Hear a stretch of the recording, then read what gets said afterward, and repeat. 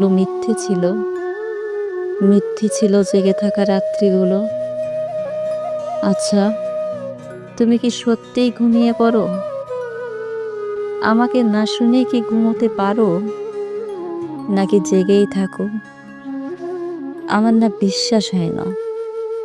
এখনো কানে বাজে তোমার প্রতিটা কথা। এখনো চোখে ভাসে একটা রাত কথা না হলে তোমার সে কি ব্যাকুলতা। জানো, মাঝে মাঝে মাঝরাতে ঘুম ভেঙে গেলে আমি চমকে উঠি।